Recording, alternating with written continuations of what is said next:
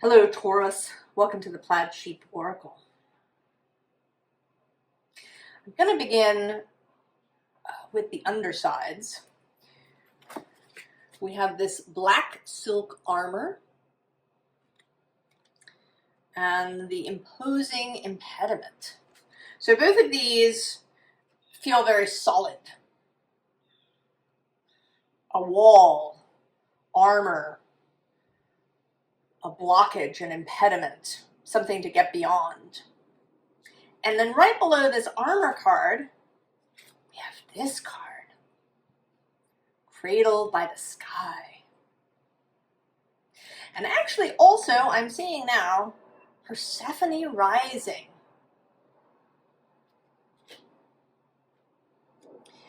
And there is something in the idea of Persephone's journey into the underworld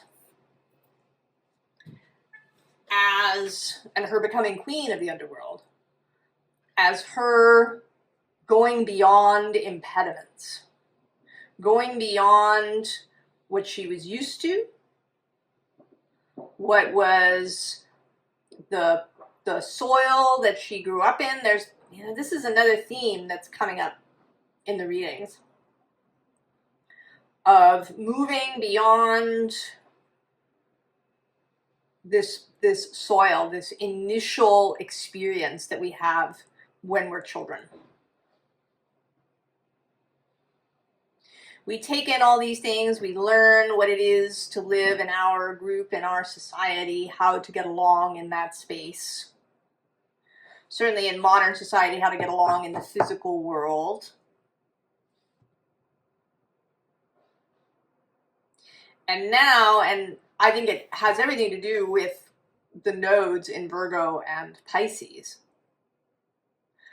of transcending that barrier between the earthly and the energetic.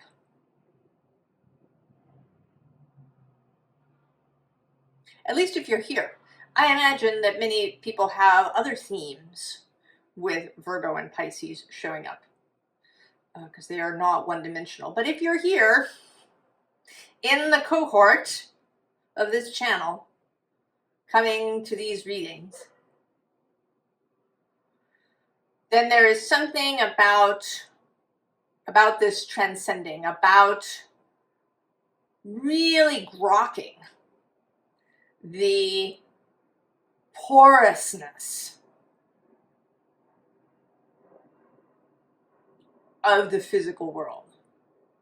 And we see that in this main card, Rhapsody in Shadows. She is, she's blurry. She doesn't have hard edges. It almost could seem as if she walked right through that tree that's behind her.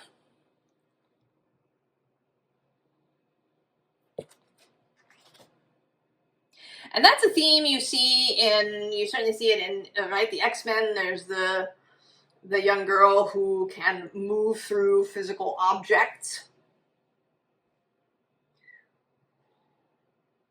The allegory of transcending the physical.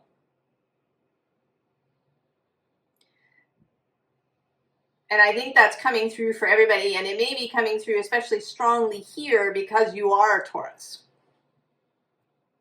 The most physical of the physical, the most fixed of the fixed signs.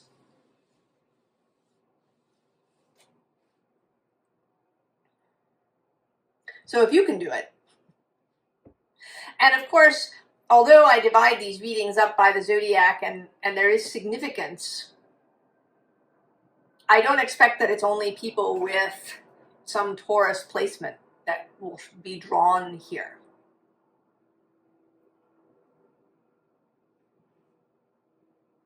It's all of us. And we're all receiving different facets of the message as we go. So we have here the Ten of Blues. This Ten of Cups was coming through in the Gemini reading, which I did earlier, as the unseen cohort. And it's coming through here in the same way. There's a kind of expectance.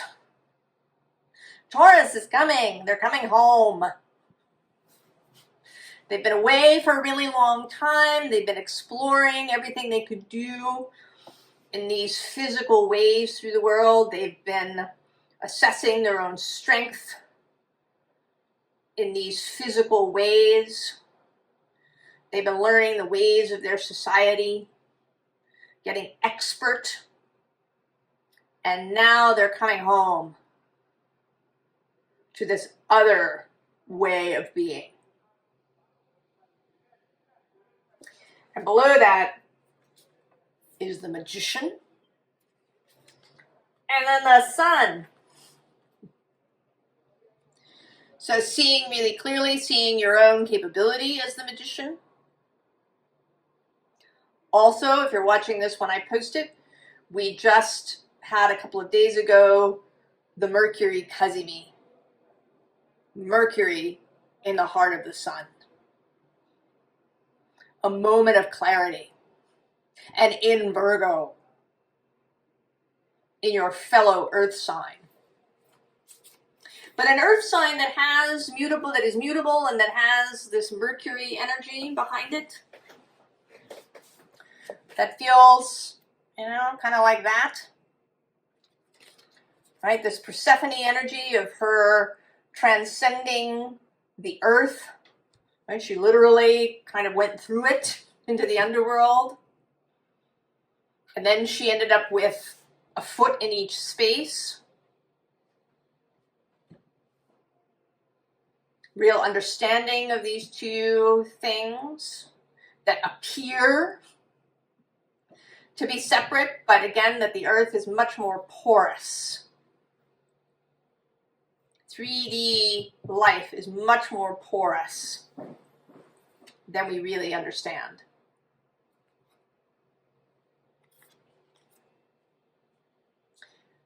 And that doesn't diminish it. It adds this, ethereal, magical element to the whole thing. Of the ways, right, that the physical can combine and recombine and move and shift and create is much more varied and flexible than we think. So we have this Seven of Jazz. This is the flambeau who leads the parade during Mardi Gras. Being shown the way.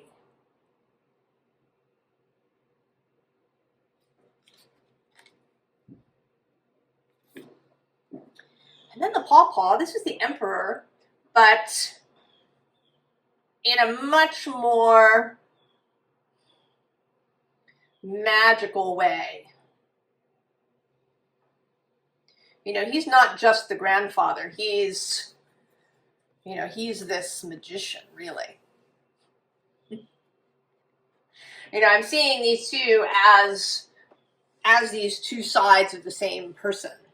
This, very physical, the way you might see, your grandfather sitting in the chair on the porch. But in fact, he is this magician.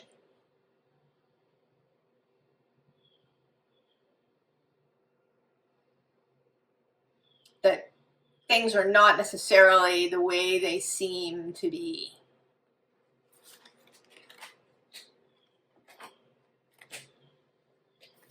And then this too, she's levitating these records.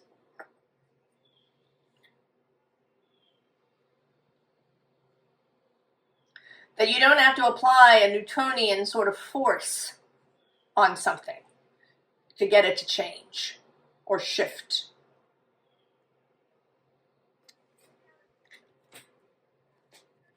And we've been talking about this for a long time, Taurus, this understanding. And it may be that you've been working on this, that you've been exploring it. But I have this sense that it's been a little bit of a hard go.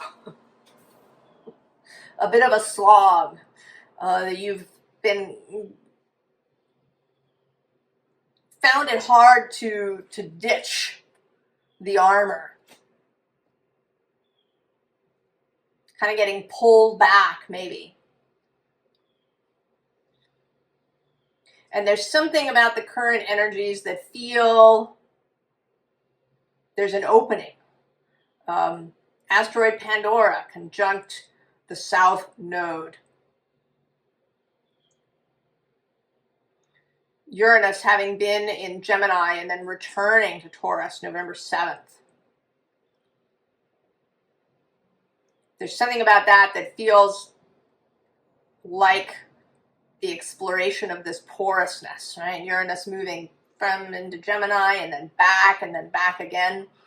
But this wall, theoretically, between Taurus and Gemini is actually really porous.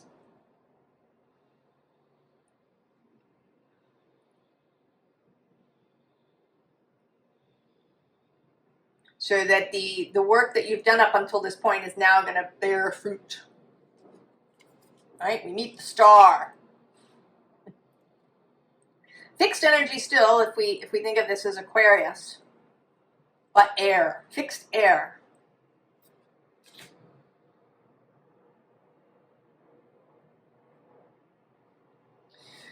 You're not going to move fast, even with Uranus having passed through your sign. I think you're going to take some time to integrate that. And that's perfectly fine. Don't force yourself into something, Taurus, right? That's applying that Newtonian energy to your own life.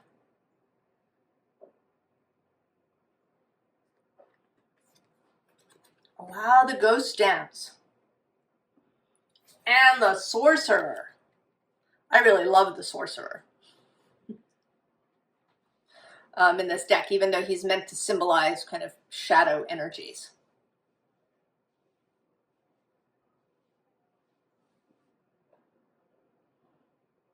They're feeling here too, like, right, that pawpaw magician energy, the solid and the ethereal.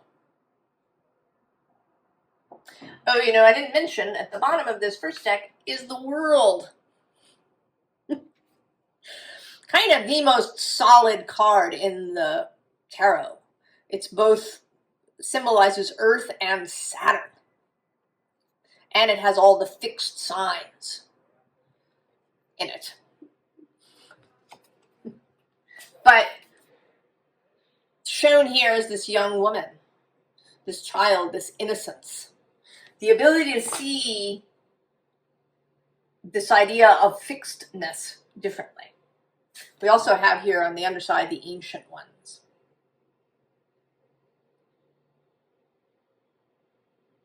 And that, I think, is a nod to how things used to be seen. That long ago we didn't see things as so solid or fixed. That is something that has grown on us over time.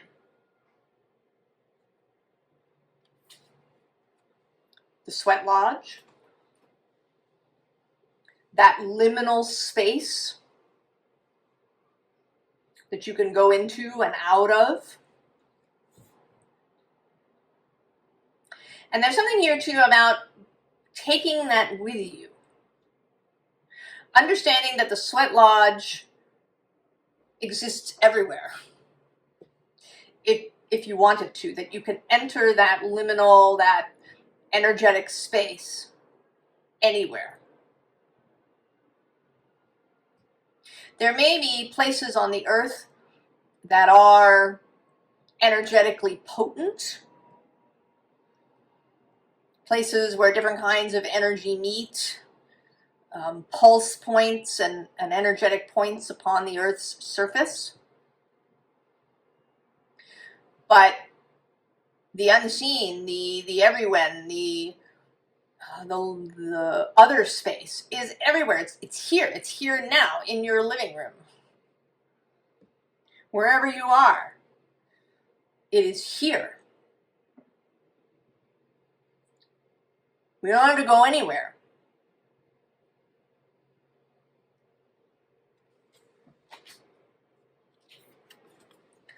Okay? The Jaguar, the ultimate kind of card of magic and shadows and liminal space and the other world. I mean, we've got the moon going on here. There's a nod to the eclipse that we're in now.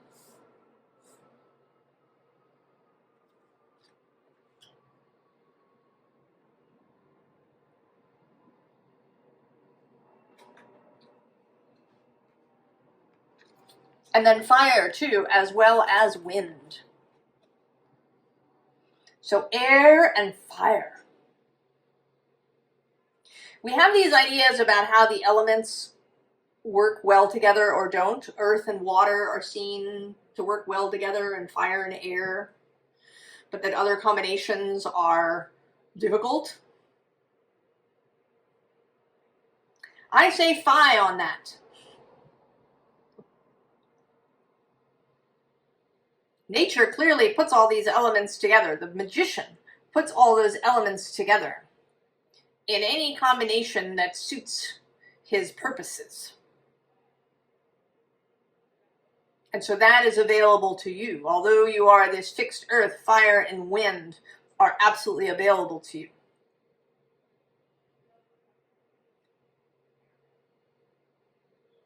And I'm seeing now, I don't often pay attention to the numbers, but this is 10 and 10. When you add them up, 28, 19. And then we have 9, 5 and 4, and 9. Which is kind of interesting.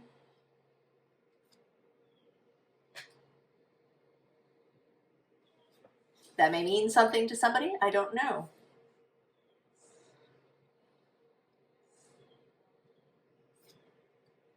And so we have the Fool.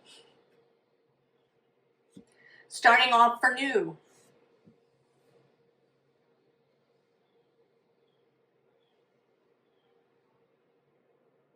Starting off new. And right below it is this 10 of fire. And this feels like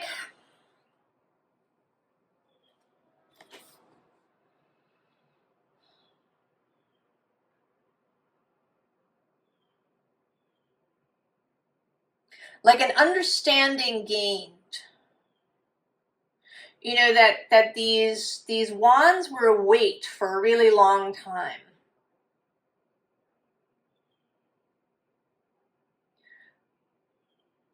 But now there is some kind of understanding really felt viscerally in the body.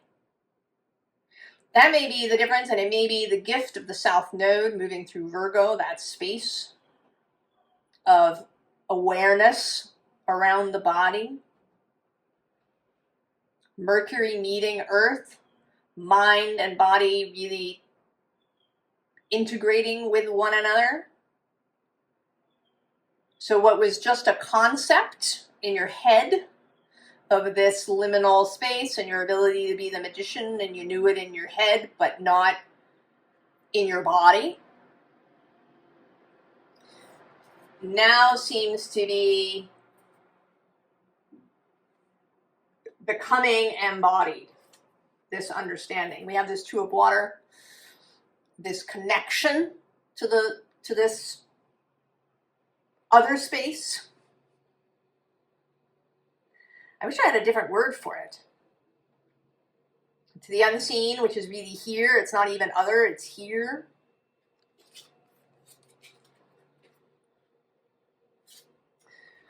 And the bottom here, the Eight of Swords.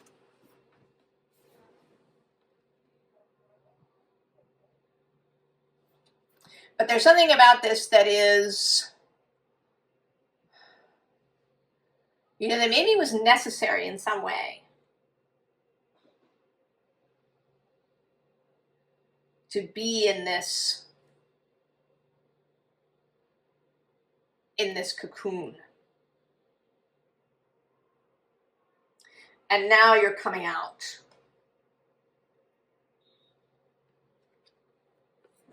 And here the world repeating with these beautiful candle lanterns. that are air and fire and earth. If we think of the paper and the candle itself as earth. Elements combining.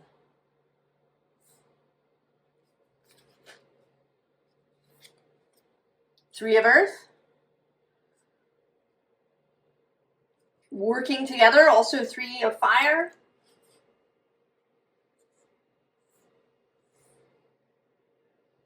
Finding that you have more skill around this than you thought. That it's about awareness. Everybody needing the South Node. Mercury was first and the Sun. Then Mercury and the Sun met each other. Or I guess the Sun actually met the South Node first, then Mercury, and then Mercury and the Sun together. And then Venus, your planet, on September 19th, she will move into Virgo.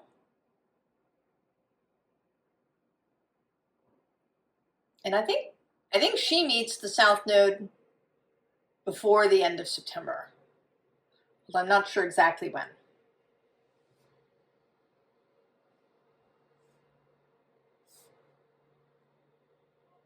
And then later, she's going to move into Libra on October 13th or 14th.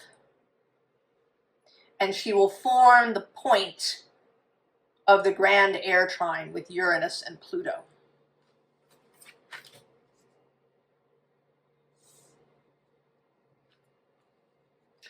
And that may be part of this page of air energy. The receiving of this new knowing. There's also here a willingness to see things in a fresh way. This innocent energy that I've been seeing through the readings. To let go of preconceived notions. To say, you know what? I have no idea. I'm just going to try it. I'm going to do my best to not have any expectations. Just going to do it. See what happens. And so we have the Empress. And behind her, this fecundity of this Seven of Sacred Circles, this abundance, this affluence, and also the Ace of Swords.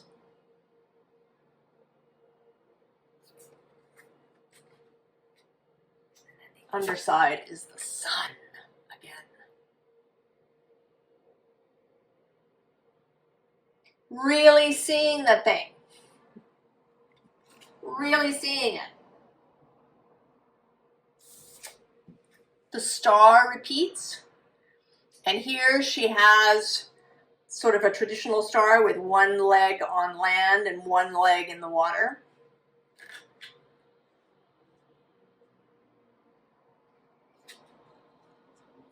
And then this Five of Swords, and he is prepared to go out, but he looks to me today that he's had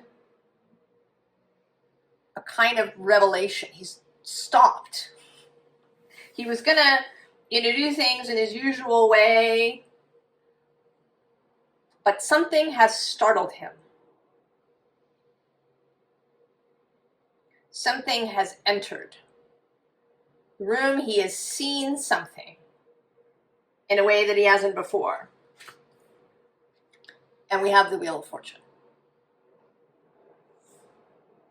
The unknown, the unexpected, the cosmic energy. Here, especially calling forth the astrology. Jupiter is moving through Cancer, which is a sextile to you. Jupiter is about belief systems. philosophies of life.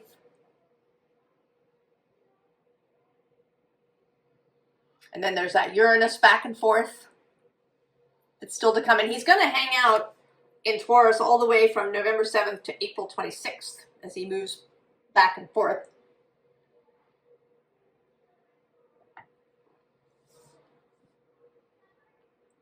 So there's time for adjustment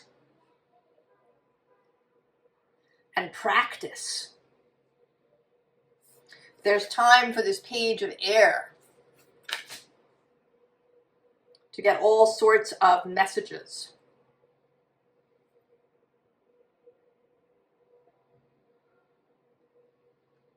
I feel this may be the final reading that talks about this for you, Taurus. Because we've had the World twice, as well as the Sun twice. We've had the Ten of Cups. We also have the Fool, the Star appearing twice. That it's really going to take hold. You are really going to understand the porous nature of the three-dimensional world.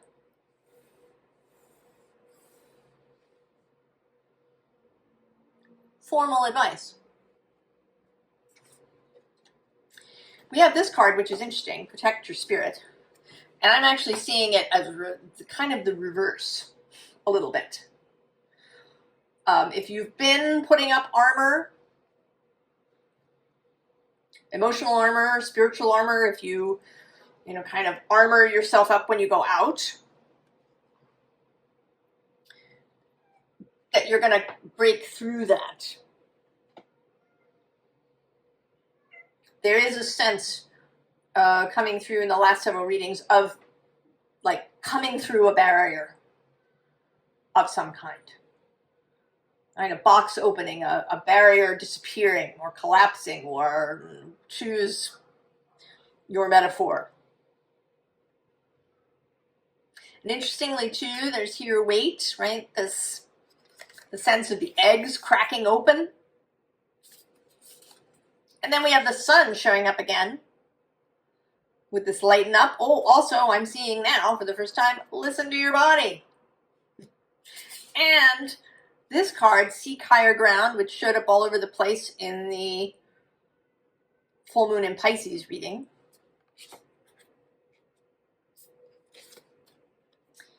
And then this Name It, Claim It card that is actually just like the third appearance of the star.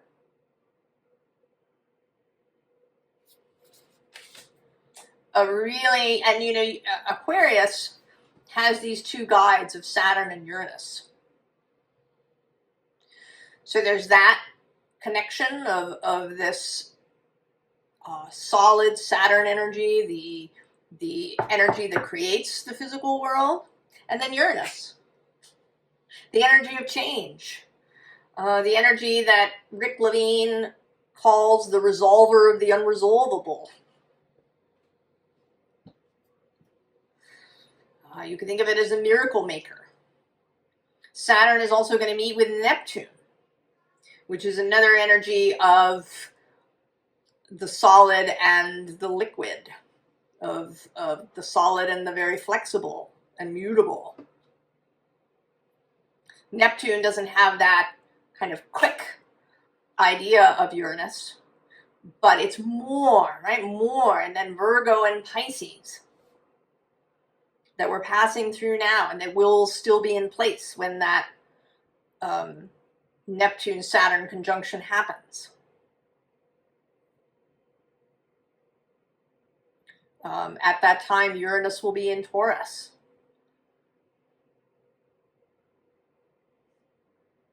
Where Mars will be, Mars who rules the Aries space, will be in Aquarius. He and Saturn mutually receptive.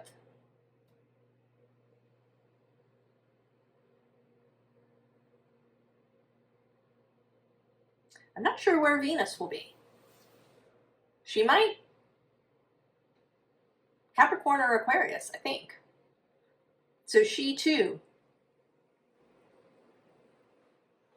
in the mix.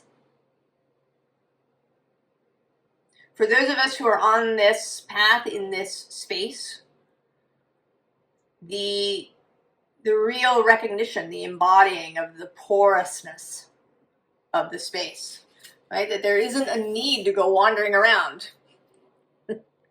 armored up. Reconsider the armor.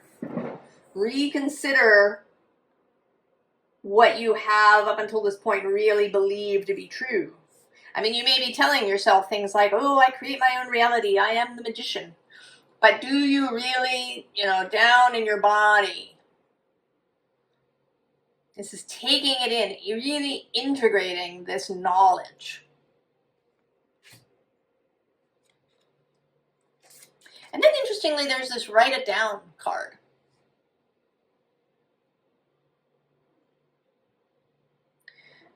That may be really helpful to write this, to do automatic writing, to write the story of you integrating this. That this is a kind of combination of air and earth. Right? The thoughts and then the physical writing down. And maybe really noticing all the ways that different elements combine as you move through your day.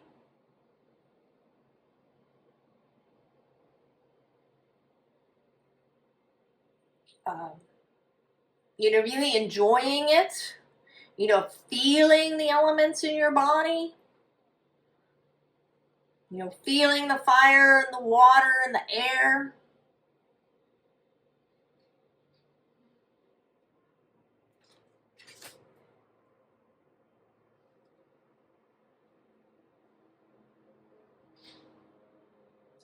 I think this is your moment, Taurus.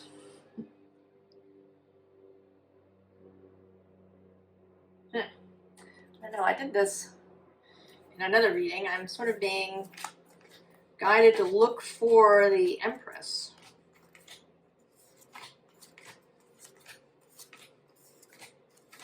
Oh, and there she is. There she is. Between the Wheel and the Knight of Cups. And she is all the elements. She is the combination of all the queens.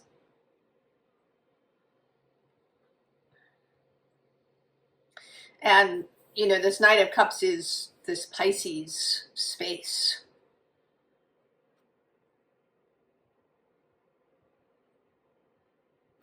Taurus, I think it's your moment. And that we're not going to speak of this again.